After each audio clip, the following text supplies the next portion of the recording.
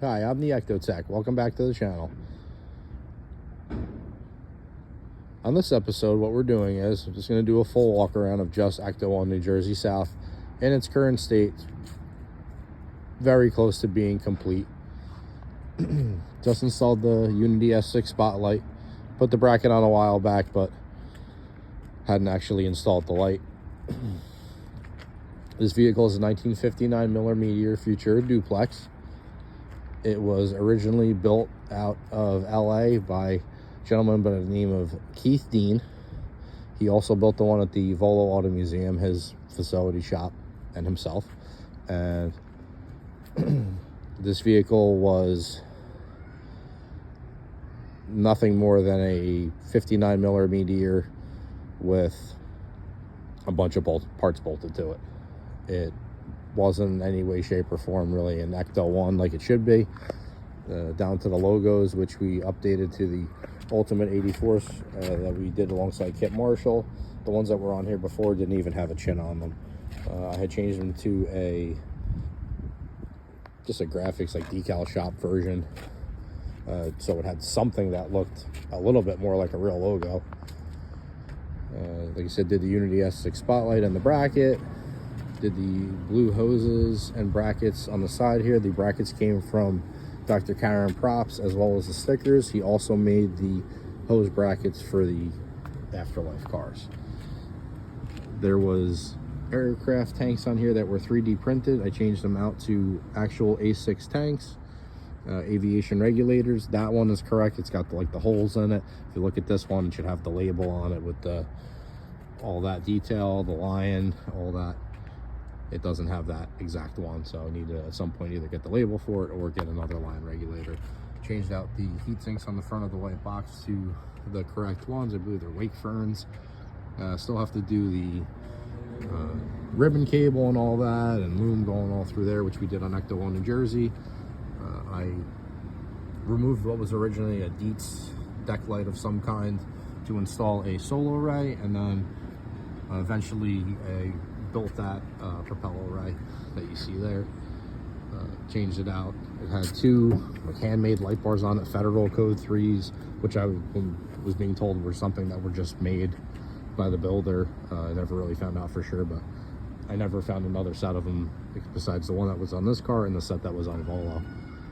Changed it out to correct 48-inch Force 4 XL that I got from Troy from Ghostbusters in New Jersey. And then the brackets are the correct 1984 style ones with the clamps, like it would have had on during the filming of Ghostbusters originally in '83. Same thing with the window tinting. It's got the window tinting only going on the line here, with the cutout in the middle, just to walk around back. So did the step bumper on Ecto 1 New Jersey, but here on Ecto 1 New Jersey South, it has not gotten a step bumper yet.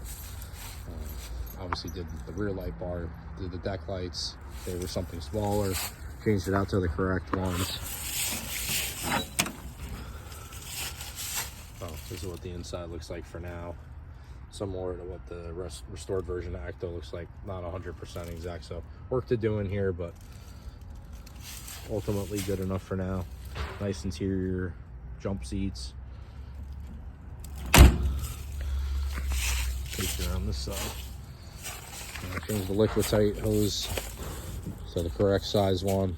Still have to mess around with the brackets to get them to this one, the strap.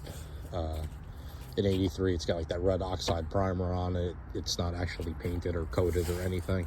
Recently changed the tube out to match Ecto 1 New Jersey, so in that correct color that we color scanned from a couple different vehicles.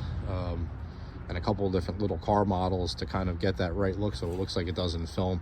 You know, some people have green, some people have yellow. This car had a green one forever. It looked identical to the car that was on the pinball machine, and I guess the Hot Wheels Johnny Lightning I think also has the green one.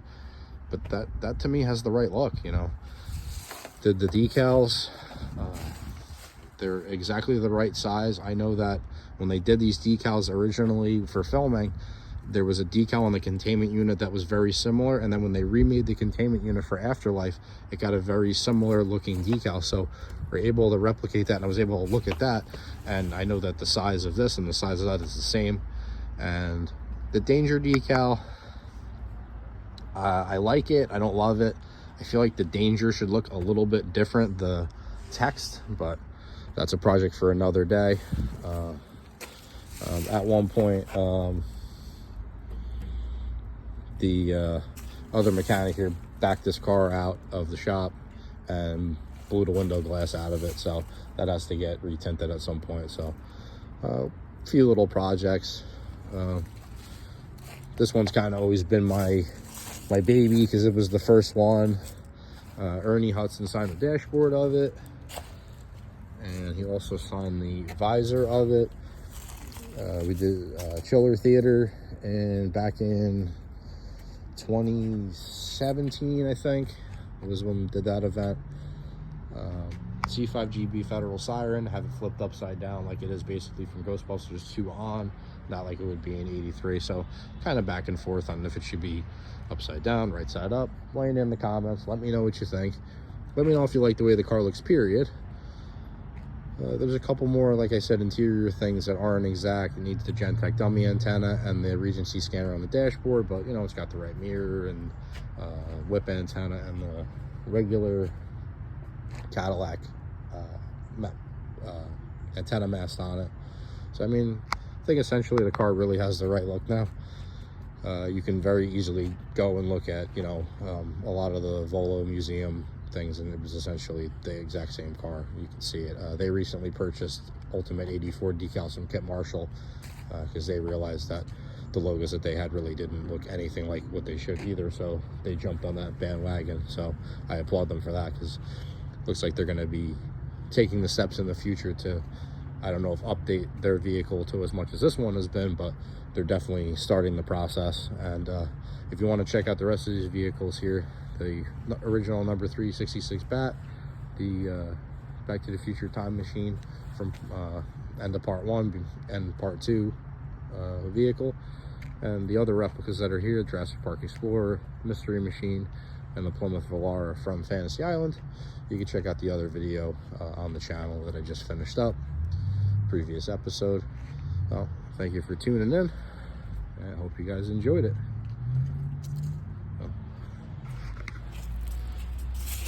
See if I got some battery life left, and throw the lights and siren on.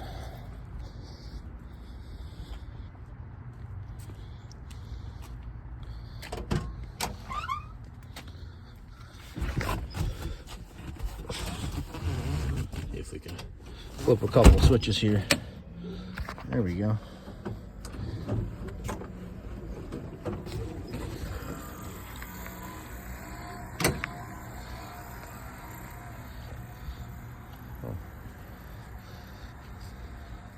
Everything works as it should now. The deck light's blank. Got 2 Force 4 XLs going. Propeller rig rotating. Oh, it's probably ready to maybe get the battery charged up a little bit, but everything works. Nice looking car. Maybe not 100% the most accurate, but definitely in the top realm now. Siren works.